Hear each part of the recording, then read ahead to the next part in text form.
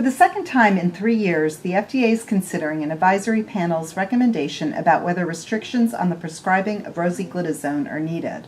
At the end of a 2-day meeting, the majority of the panelists recommended loosening or lifting the current restrictions that have been in place since 2011. They were reassured by the readjudicated results of a cardiovascular outcomes study, RECORD, the main topic of the meeting. Dr. Sanjay Kaul was a panelist at this meeting and the 2010 meeting when most of the panel recommended prescribing restrictions or withdrawal of the drug from the market.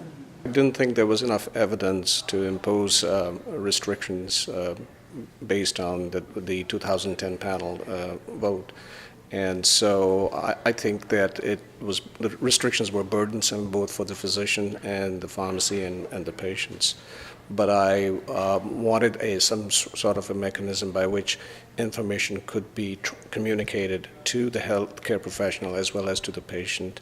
And there should be some mechanism of collecting information to evaluate whether the REMS program was working or not. Yeah, when you look at the totality of the evidence, neither the quantity nor the quality of the evidence is sufficient to raise a major concern or to say that there's nothing wrong with this drug. Dr. Hershel Gerstein was the principal investigator of the TIDE study, a prospective cardiovascular outcomes study of rosiglitazone that was halted after the last panel meeting because of concerns over the drug's potential risks. I don't think we know really any more than we knew a few years ago. And so we know that rosiglitazone lowers blood sugar levels. We know that it prevents diabetes. We know that from the RECORD study that it is comparable with respect to cardiovascular outcomes to metformin and sulfonylurea.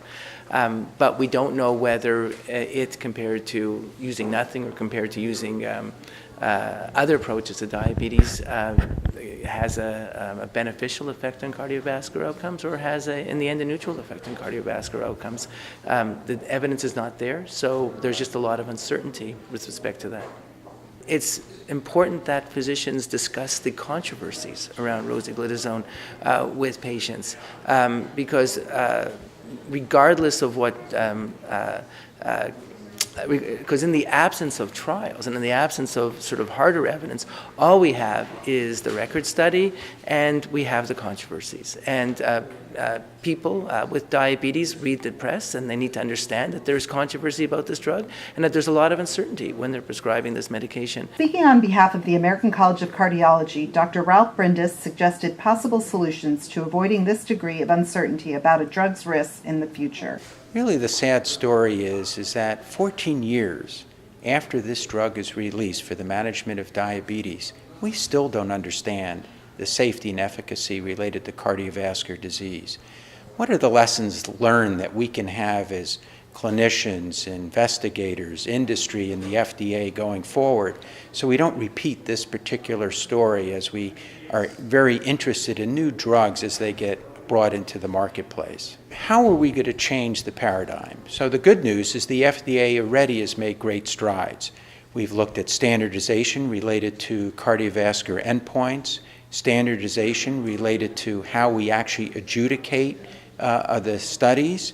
We're also utilizing registries now in terms of doing post-approval studies and post-market surveillance in the device industry, working with the American College of Cardiology's National Cardiovascular Data Registry. And so now we're hopeful that working with the FDA on their Sentinel work, looking at the NCDR's ambulatory registry, Pinnacle, that we be able to help them in terms of doing post-market surveillance of drugs. For IMNG Medical Media, this is Elizabeth Mishkati.